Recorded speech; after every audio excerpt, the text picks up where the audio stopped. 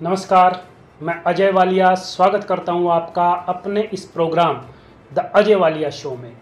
आजकल हरियाणा की फिजाओं में एक क्रांतिकारी गज़ल की कुछ पंक्तियां शहर दर शहर, जिला दर जिला लगातार गूंज रही हैं कि धीमे धीमे क्या कहता है शोर मचा, धीमे धीमे क्या कहता है शोर मचा, ये हाकिम ऊंचा सुनता है शोर मचा, गूंगों में रहकर के गूंगा हो जाएगा, गूंगों में रह कर के गूंगा हो जाएगा, अरे तू तो शोर मचा सकता है शोर मचा। जिस्म में ठंडे पड़ चुके खून में उबाल पैदा कर देने वाले इन क्रांतिकारी बोलों के साथ ओल्ड पेंशन स्कीम की मांग को लेकर पिछले कई सालों से चल रहा न्यू पेंशन स्कीम यानी एनपीएस कर्मचारियों का आंदोलन हरियाणा में अपनी चरम सीमा पर पहुंच चुका है।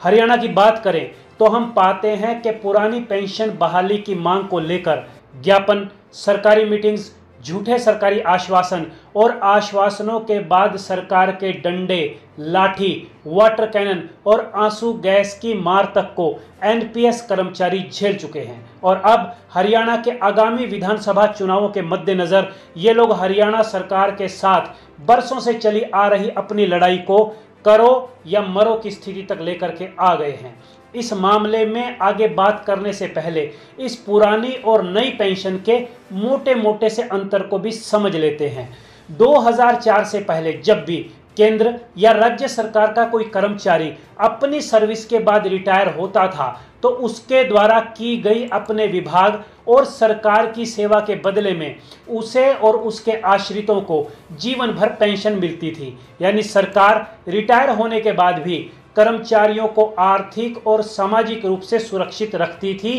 कि उसे बुढ़ापे में अपने बच्चों के आगे या किसी के भी आगे अपने हाथ न फैलाने पड़े। लेकिन 2004 में केंद्र सरकार ने इस पेंशन योजना को बंद कर दिया और इसकी जगह एक नई पेंशन स्कीम लागू कर दी जो कि पेंशन की बजाय वास्तव में एक इन्वेस्टमेंट स्कीम है। साल 2004 के बाद लागू इस कथित पेंशन स्कीम में नियुक्त कर्मचारियों को अपनी तनख्वाह का 10% हिस्सा इसमें देना पड़ता है और 14% शेयर इसमें सरकार डालती है।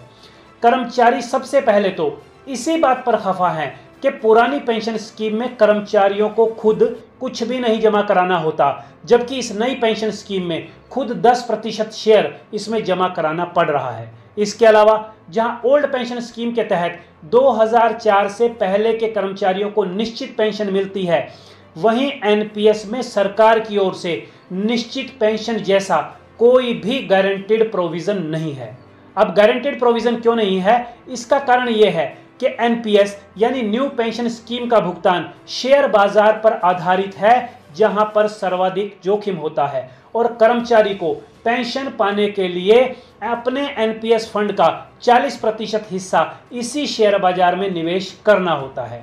पुरानी पेंशन स्कीम में पेंशन का भुगतान सरकार के कोष से होता है, जबकि एनपीएस में पेंशन का भुगतान कर्मचारी द्वारा किए जाने वाले अपने कोष के आधार पर होता है। कुल मिलाकर पुरानी पेंशन व्यवस्था में निश्चित पेंशन की सारी जिम्मेवारी सरकार की होती है, जबकि NPS market based defined benefit scheme है जो कि शेयर बाजार के उतार चढ़ाव पर निर्भर करती है। इसके अलावा इसमें बाजार की महंगाई के हिसाब से डीए आदि की किस्त नहीं मिलती है और पुरानी पेंशन की तरह इसमें साल दर साल इजाफा भी नहीं होता है। इन शॉर्ट, नई पेंशन स्कीम के मुकाबले में पुरानी पेंशन स्कीम ही कर्मचारियों को उनके बुढ़ापे में लाभ देने वाली असली पेंशन स्कीम है। न्यू पेंशन स्कीम को लागू करने की सरकारी दलील यह है कि ओल्ड पेंशन स्कीम से राजकोष पर लगातार बोझ बढ़ रहा है जिसे सरकार अब आगे वहन करने में मुश्किल है। सरकारी आंकड़ों के अनुसार 1990 में जहां ये बोझ जीडीपी का 0.6% था, वहीं 2022-23 में ये खर्च 1.7% यानी करीब करीब 3 गुना तक ज्यादा हो गया। एक सरकारी अनुमान के अनुसार 2023 से 2038 तक ओल्ड पेंशन स्कीम वाले 20% से ज्यादा कर्मचारी जो हैं वो रिटायर हो जाएंगे और 2038 से 2052 तक ओल्ड पेंशन स्कीम वाले 60% कर्मचारी रिटायर हो जाएंगे, जिससे राजकोषीय घाटे को कम करने में मदद मिलेगी। सरकार का यह भी कहना है कि शेयर बाजार में इन्वेस्ट करके ज़्यादा बढ़िया रिटर्न मिलेगी, इसलिए सरकार अब न्यू पेंशन स्कीम पर ही अपना फोकस करना चाहती है। लेकिन पुरानी पेंशन को राजकोष के लिए बोझ मानने वाली सरकार और नई पेंशन स्कीम में शेयर बाजार से बढ़िया रिटर्न मिलने के सुनहरे ख्वाब दिखाकर नई पेंशन की वकालत करने वाली सरकार के सभी नुमाइंदे यानी एमपी और एमएलए पुरानी पेंशन के ही लाभ ले रहे हैं। जब उनसे पूछा जाता है कि भैया अगर नई पेंशन स्कीम इतनी ही बढ़िया है तो 2004 के बाद चुने गए जनप्रतिनिधियों के लिए इसे लागू क्यों नहीं किया गया, तो उनके पास सिवाय बगले झांकने के अलावा कोई चारा नहीं होता है। विडंबना यह भी है कि जनप्रतिनिधियों के स्वर्गवासी हो जाने के बाद भी उनके आश्रितों को पुरानी पेंशन ही मिलती है। और इसके अलावा एक सत्य यह भी है कि जनप्रतिनिधि जितनी बार भी चुने जाते हैं उन्हें उतनी बार की पेंशन मिलती है, यानी कोई विधायक यदि 5 बार चुना गया हो तो उसे 5 बार की ही पेंशन मिलती है। जनप्रतिनिधियों के मामले में उनकी सेवा काल की अवधि यानी लेंथ ऑफ सर्विस नहीं देखी जाती है, यानी यदि कोई एमपी या एमएलए का कार्यकाल भले 1 दिन का रहे या पूरे 5 साल का, उसे पेंशन जरूर मिलती है, जबकि कर्मचारियों के मामले में लेंथ ऑफ सर्विस देखी जाती है, तभी वो पेंशन के हकदार बनते हैं। इतने विरोधाभास और इतनी कमियों को लिए हुए इस न्यू पेंशन स्कीम को साल 2004 में केंद्र के कर्मचारियों के लिए लागू कर दिया गया था और साल 2006 में इसे हरियाणा में लागू कर दिया गया। लेकिन धीरे धीरे करके कर्मचारियों को इसके फायदे और इसके नुकसान जो हैं वो समझ आने लगे और आखिरकार हरियाणा समेत पूरे भारत के कर्मचारी इस योजना के खिलाफ एकजुट होने शुरू हो गए। हरियाणा की ही बात करें तो हरियाणा में विजेंद्र धारीवाल, ऋषि नैन और कमलदीप भट्टी सरीखे कर्मचारी नेताओं के नेतृत्व में करीब 2.5 लाख कर्मचारियों वाली ये पेंशन बहाली संघर्ष समिति पुरानी पेंशन बहाली यानी ओल्ड पेंशन स्कीम की बहाली को लेकर कई बड़े आंदोलनों को अब तक अंजाम दे चुकी है। इस मामले में कर्मचारी एकता के चलते बड़े बड़े आंदोलन देख चुकी बीजेपी सरकार अब भी इस मामले पर गंभीर नजर नहीं आ रही है। केंद्र सरकार तो अभी 2-4 दिन पहले पेश किए गए अपने बजट में भी अपना इरादा साफ कर चुकी है कि अब सरकार एनपीएस को ही कर्मचारियों की पेंशन के लिए स्थायी योजना मानकर उसी के रास्ते पर आगे बढ़ेगी। इसके अलावा अब नए बजट के अनुसार एनपीएस कर्मचारियों को न्यू पेंशन स्कीम के तहत अपनी सैलरी में से 14% शेयर देना पड़ा करेगा, जो कि अब से पहले केवल 10% था। यानी अब इस दायरे में आने वाले कर्मचारियों को 4% सैलरी और कम मिला करेंगे। हालांकि अभी इस बात की पूरी डिटेल आनी बाकी है, लेकिन यह साफ है कि पुरानी पेंशन बहाली के किसी आर्थिक प्रावधान की आस लगाए हुए एनपीएस कर्मचारियों को इस बार के बजट से भारी धक्का लगा है। इसके अलावा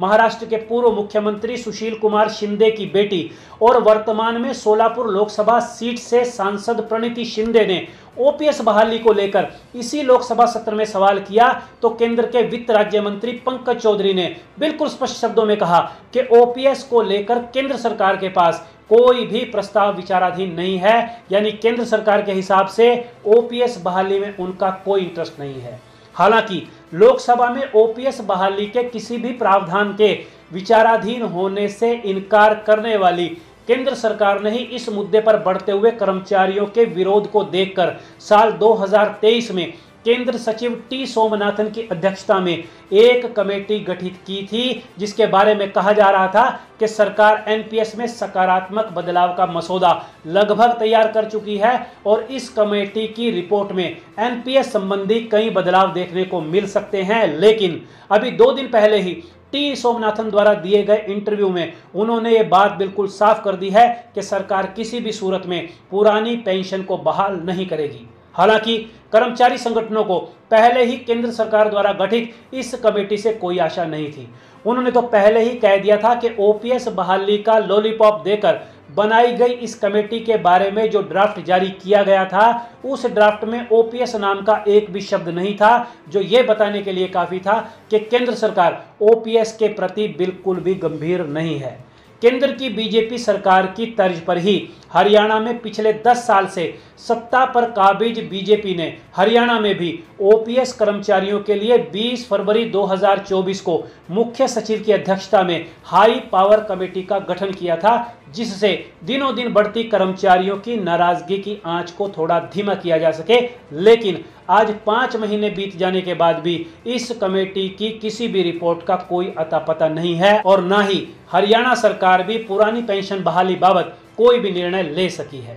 तो क्या ओपीएस बहाली की मांग का यह आंदोलन बेकार जा रहा है? क्या संघर्ष समिति के आंदोलन के हथौड़े और कुदाल से हरियाणा में पुरानी पेंशन का फव्वारा कभी नहीं फूटेगा? जी नहीं, बिल्कुल भी ऐसा नहीं है, क्योंकि इतिहास में ऐसा कोई भी संघर्ष नहीं रहा है जिससे कभी फायदा ना हुआ हो। संघर्ष की इसी तर्ज पर तो एनपीएस कर्मचारियों ने अपने आंदोलन की तीव्रता और अपनी मांग के जायज होने की बात समझाते हुए पिछले साल सत्ता पर काबिज होने वाली 5 गैर भाजपाई सरकारों, जिसमें राजस्थान, पंजाब, झारखंड, छत्तीसगढ़ और हिमाचल प्रदेश की सरकारों के पास से तो एनपीएस के लागू होने की बाकायदा नोटिफिकेशन भी जारी करा दी है, जिसमें हिमाचल ने इस मामले में सबसे ज्यादा तेजी दिखाते हुए ओपीएस को पूरी तरह से लागू कर दिया है और बाकी के चारों राज्य भी इसमें मौजूद कानूनी और तकनीकी खामियों को दूर करने के सकारात्मक प्रयासों में लगे हुए हैं। अब आगे इसी तरह हरियाणा समेत महाराष्ट्र, झारखंड और केंद्र शासित प्रदेश जम्मू कश्मीर के कर्मचारी ये ऐलान कर चुके हैं कि वो अपने अपने राज्य के विधानसभा चुनावों के मद्देनजर उसी पार्टी की सरकार बनने में योगदान देंगे जिसने उनकी इस एक सूत्रीय मांग को लागू करने की हामी भरी हो। अच्छा, हरियाणा सरकार को तो यह देखना चाहिए कि उनके दोनों पड़ोसी राज्य पंजाब और हिमाचल प्रदेश इस पुरानी पेंशन योजना को लागू कर चुके हैं और आगामी विधानसभा चुनावों के मद्देनजर हरियाणा सरकार को कर्मचारियों के हित का यह फैसला ले लेना चाहिए। लेकिन देखने में यही आ रहा है कि केंद्र की तर्ज पर ही हरियाणा की बीजेपी सरकार भी हठधर्मिता अपनाए हुए है। इसी कारण ओपीएस की मांग पर ना तो इस बजट से एनपीएस कर्मचारियों को कुछ मिला और ना ही इस मामले में बनाई गई कमेटियों से। अर्थात ओपीएस के मुद्दे पर जहां केंद्र सरकार ने इस मांग को सिरे से खारिज कर दिया, वहीं दूसरी ओर हरियाणा की बीजेपी सरकार भी इसे आसानी से लागू करने के मूड में दिखाई नहीं दे रही है, क्योंकि हरियाणा की स्टेट गवर्नमेंट पर यह दबाव रहेगा कि वो केंद्र की बीजेपी सरकार से उलट जाकर ओपीएस लागू करने की घोषणा हरगिज न करे, जबकि राज्य के कर्मचारियों को पेंशन देने संबंधी अंतिम निर्णय का अधिकार राज्य के पास ही होता है। सरकार के इसी उदासीन रवैये के चलते वर्तमान सरकार के शासनकाल के अंतिम चरण में अपने अंतिम युद्ध का नगाड़ा बजाते हुए एनपीएस कर्मचारियों की पेंशन बहाली संघर्ष समिति ये ऐलान कर चुकी है कि यदि पुरानी पेंशन बहाल नहीं की जाती है तो आगामी 1 सितंबर 2024 को अपनी इस मांग के समर्थन में सारे हरियाणा से लाखों एनपीएस कर्मचारी भारी संख्या में पंचकुला में इकट्ठे होकर मुख्यमंत्री आवास का घेराव करने के लिए चंडीगढ़ की ओर कूच करेंगे, जिसकी पूरी जिम्मेवारी जो है वो हरियाणा सरकार की रहेगी। इस मामले में अधिक जानकारी देते हुए पेंशन बहाली संघर्ष समिति के राज्य प्रधान विजेंद्र धारीवाल ने बताया कि मुख्यमंत्री आवास घेराव की राज्य स्तरीय कॉल को सफल बनाने के लिए उनकी यूनियन ने 28 जून से 11 अगस्त तक सभी जिलों में सिलसिलेवार आक्रोश मार्च के कार्यक्रम रखे हुए हैं, जिसमें सभी विभागों के हजारों कर्मचारी बढ़ चढ़ करके भाग ले रहे हैं और आगामी 1 सितंबर के अपने प्रोग्राम के लिए अपनी कमर कस रहे हैं। पेंशन बहाली संघर्ष समिति के राज्य उप प्रधान कमलदीप भट्टी और महासचिव ऋषि नैन ने बताया कि लोकसभा चुनाव में अपनी आधी सीटें गंवा देने के बाद भी हरियाणा सरकार ने कोई सबक नहीं लिया है, तभी वो कर्मचारियों की इस जायज मांग की अब भी उपेक्षा कर रही है। लेकिन राज्य के करीब 2.5 लाख कर्मचारी अपनी इस मांग को लेकर पूरी तरह से एकजुट हैं और वे अपना ये हक हर कीमत पर लेकर के रहेंगे। इस मामले में इन कर्मचारी नेताओं का साफ साफ कहना है कि हम लोग बीजेपी को केवल तभी वोट करेंगे यदि वो पुरानी पेंशन को बहाल करेगी, नहीं तो हम लोग उस पार्टी को वोट करेंगे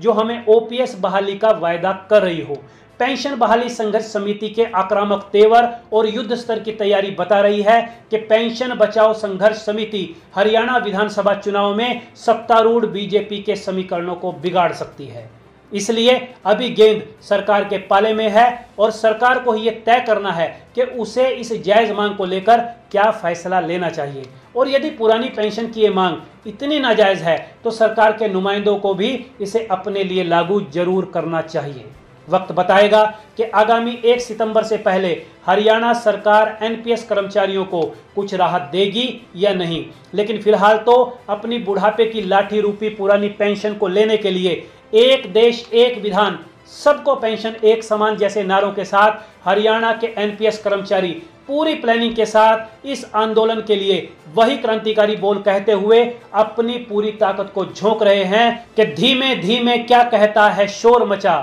धीमे धीमे क्या कहता है शोर मचा, ये हाकिम ऊंचा सुनता है शोर मचा। बोल नहीं सकते हैं जो वो सब मुर्दा हैं, बोल नहीं सकते हैं जो वो सब मुर्दा है, तू बतला दे तू जिंदा है शोर मचा। दस्तक से जब हक का दरवाजा ना खुले, दस्तक से जब हक का दरवाजा ना खुले, शोर मचाने से खुलता है शोर मचा। तो आज के लिए इतना ही, जल्द मिलेंगे किसी और मुद्दे के साथ, तब तक के लिए इजाज़त दीजिए, नमस्कार।